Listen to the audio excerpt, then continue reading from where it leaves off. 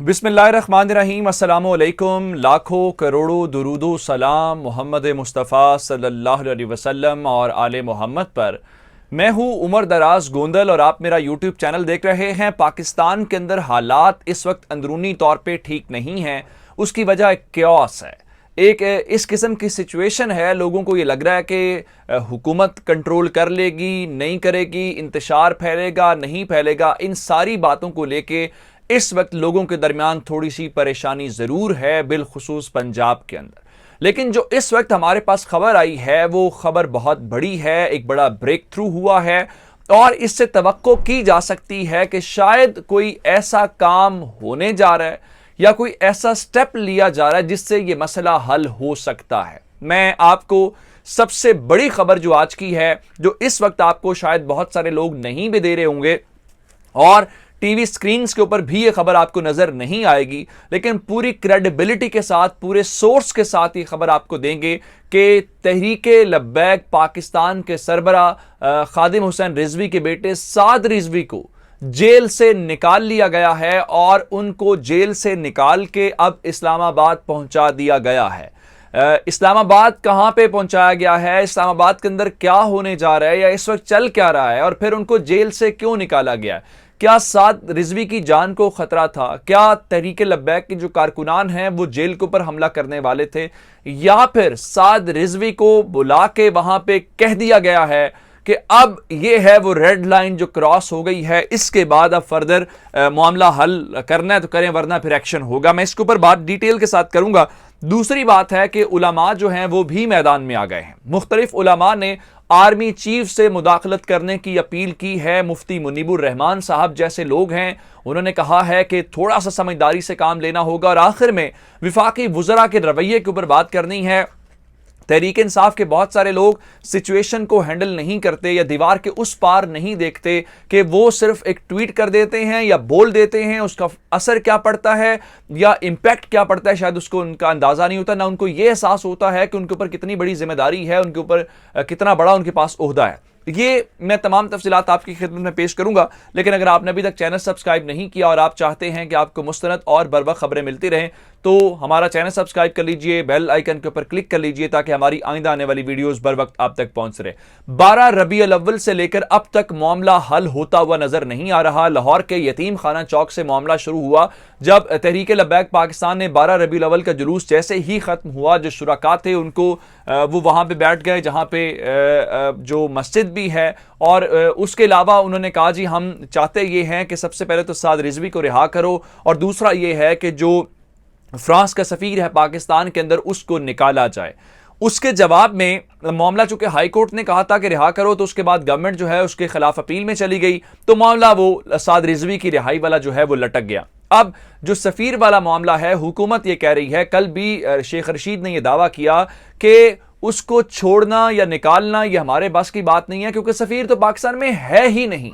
जब सफीर है ही नहीं तो उसको निकाला कैसे जाएगा? लेकिन वो कहते हैं जी, तहरीक लब्बैक के लोग कहते हैं हमने गूगल से चेक किया है कि वो पाकिस्तान के अंदर है। तो शेख रशीद ने कहा बतौर इंटीरियर मिनिस्टर तो मैं तसल्ली दे सकता हूं वो नहीं है, गूगल का जवाब मैं नहीं दे सकता, गूगल जाने और तहरीक लब्बैक जाने। उसके बाद मामला बहुत गड़बड़ हुआ और आज जो उलमाए किराम हैं वो भी मैदान में आए हैं, क्योंकि इस वक्त जो तहरीक लब्बैक पाकिस्तान का जो धरने के लिए जाने वाला काफिला है वो गुजरांवाला में पहुंच गया। कल सादोकी के अंदर मामलात बहुत गड़बड़ हुए और सादोकी के अंदर हमने देखा कि जो पुलिस वाले हैं उनकी जान भी गई, तहरीक लब्बैक वाले अलग से अपने लोगों की जान जाने का जो है अब दोनों तरफ से क्लेम किया जा रहा है कि पुलिस वाले तो जाहिर बात है जब अपनी ड्यूटी सर अंजाम देते हैं हर वो शख्स वो शहीद ही होता है, लेकिन लब्बैक वाले कहते हैं जी हम भी शहीद हैं, तो दोनों तरफ शुहदा होने का। अब मुफ्ती मुनीबुर रहमान साहब जो हैं, जो अहले सुन्नत के एक बड़े आलिम हैं, उन्होंने क्या कहा है कि उन्होंने वजीर आजम से और आर्मी चीफ से इस मामले में बराह रास्त मुदाखलत करने का दावा किया है और अपील की है और उनसे मदद मांगी है। उन्होंने कहा है कि ये सारे लोग जो हैं ये नहीं कह रहे आप सफीर को निकालें, सिर्फ पार्लियामेंट के अंदर मामला जो है वो डिस्कस करें। अब ये अलग लाइन है जो इतने दिन तहरीक लब्बैक के लोग लाइन लेके चलते रहे। अब उन्होंने कहा कि हिकमत और तदब्बुर से ये मामला हल हो सकता है, अगर कत्लो गारतगरी ना भी हो तो इस मसले का कोई ना कोई हल निकल सकता है, जो कि अच्छी बात है, उलमा की तरफ से भी किया जा रहा है और गवर्नमेंट को भी चाहिए इसको अच्छे तरीके से। अब आते हैं उस मामले की तरफ जो बड़ा ब्रेक थ्रू है। जो शेख रशीद हैं वो दुबई में मौजूद थे जब ये मामला गड़बड़ हुआ, तो प्राइम मिनिस्टर ने उनको फौरी तौर पे कहा कि आप मुल्क में वापस आएं, और जब हालात ऐसे हैं तो आप मुल्क कैसे छोड़ सकते हैं। उसके बाद वो वापस आए और लाहौर पहुंचे तैयारे के ऊपर, और यहां से एक सूबाई वजीर को लिया, और इस दौरान वो लाहौर की जेल में चले गए और वहां पे साद रिजवी के साथ उनके मुज़ाकरात होते रहे। और इस दौरान जो शेख रशीद हैं उनके मुताबिक 6 मुज़ाकरात के दौर हुए, यानी 6 बार उनकी लीडरशिप के साथ मुलाकातें हुई, मामलात हल हुए। फिर खबर ये आई, शेख रशीद साहब ने कहा जी मसला हल हो गया है, इत्तेफाक हो गया है, ये कंटेनर्स हटा दिए गए हैं, ये मंगल के रोज तक जो है मसला हल हो जाएगा।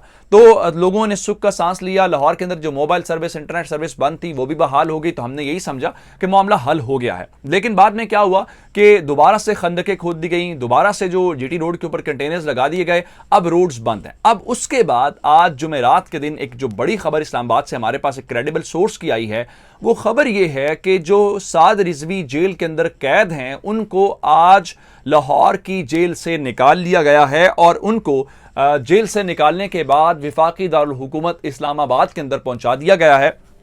और पहुंचाने के मुतालिक मैं आपको बता देता हूं जनाब के बजरिया हेलीकॉप्टर उनको यहां से निकाल के वहां ले जाया गया है, और हमारी तलात के मुताबिक इस वक्त उनको इस्लामाबाद के अंदर एक खुफिया मकाम के ऊपर मुंतकिल कर दिया गया। अब बुनियादी सवाल यह है क्या साद रिजवी की जान को खतरा था? तो मेरा नहीं ख्याल कि ऐसा कुछ था, क्योंकि काफ़ी अरसे से वहाँ पे कैद है और ना ही तरीके लब्बैक ने ऐसी कोई कोशिश की। वहाँ पे मुज़ाकरात भी हुए, तो क्या कोई जेल तोड़ने की बात है? ऐसी बात भी नहीं। तो फिर हल इसकी वजह क्या हो सकती है? मैं इसकी वजह बता देता हूँ जनाब। इस वक्त मुज़ाकरात के लिए उनको यहाँ से वहाँ मुंतकिल किया गया है। गो के वो गवर्नमेंट की कस्टडी में है, लेकिन उसके बावजूद उनको यहाँ से ले जाने का मतलब सिर्फ और सिर्फ ये है कि बराह रास्त बातचीत हो। शायद इस बार सिर्फ पॉलिटिकल लीडरशिप मुज़ाकरात नहीं कर रही, बल्कि आप समझ गए होंगे मेरे जो कहने का मतलब है, वो वाली लीडरशिप भी शायद, या उनके लोग जो हैं वो भी उसमें इन्वॉल्व हैं, ताकि रियासत की जानिब से मुज़ाकरात किए जाएं। और इस्लामाबाद के अंदर इस खुफिया मकाम के ऊपर मुज़ाकरात चल रहे हैं। किसी भी वक्त कोई पेशरफ्त के हवाले से बड़ी खबर आ सकती है। दूसरी एक और चीज़ मैं आपको बता देना चाहता हूं कि तहरीक लब्बैक के लोग कह रहे हैं कि साद रिजवी को रिहा करो। ये गवर्नमेंट रिलीफ दे सकती है, लेकिन अगर आप कहें कि आज ही हो जाएगा, कल हो जाएगा, ऐसा नहीं होगा। ये डिपेंड इस बात के ऊपर करता है कि माहौल कैसा बनता है, दोनों जानिब से जो इत्मीनान साजी के लिए इकदाम क्या किए जाते हैं, ये लोग वापस जाते हैं कि नहीं जाते, तो उसके बाद ये। तो फिलहाल जो है मामला इसको कवर करने के लिए साद रिजवी को इस्लामाबाद पहुंचाया गया है। मामला ठीक नहीं है, क्योंकि कल गवर्नमेंट ने कहा था कि हम इनके खिलाफ एक्शन लेंगे, रेंजर्स को तलब किया गया है। हालात खराब हैं इस वक्त, और रेंजर्स जो है वो एक्शन लेने के लिए बिल्कुल तैयार नजर आ रही है। दूसरी जानिब जो विफाकी वज़रा हैं उनका रवैया भी बड़ा गैर जिम्मेदाराना है। जब आप कैबिनेट का पार्ट होते हैं और फेडरल मिनिस्टर होते हैं तो आपको बड़ी समझदारी और बड़ी अक्लमंदी का मुजाहरा करना पड़ता है। फैसल वावडा ने रात को एक टीवी टॉक शो के अंदर बैठ के ये कह दिया जी, जो आखिरी मुआहदा हुआ था, कहने का मतलब ये था कि मुआहदे के ऊपर हम अमल दरामद नहीं कर सकते जी, वो मुआहदा हुआ था तो प्राइम मिनिस्टर को इल्म ही नहीं था। अब इस किस्म की गैर जिम्मेदाराना गुफ्तगू और ऐसे मामले के बीचों बीच करना, शायद तहरीक इंसाफ के लोगों को यह समझना चाहिए कि आपको, अगर आप अच्छा नहीं बोल सकते, आप अगर अच्छा नहीं कर सकते, थोड़े अर्से के लिए खामोश हो जाएं, इस आग को बुझने दें, ये बहुत जरूरी है, और उसके बाद आप अपने बयानबाजी और ट्विटर को इस्तेमाल कर लीजिएगा। मजीद अपडेट्स आएंगी, आपकी खिदमत में हाजिर होंगे। मुझे उमर दराज गोंदल को फेसबुक, ट्विटर, इंस्टाग्राम को फॉलो कर सकते हैं। मेरा यूट्यूब चैनल सब्सक्राइब करिएगा। आपके इस बातों का बहुत शुक्रिया। खुदा हाफिज।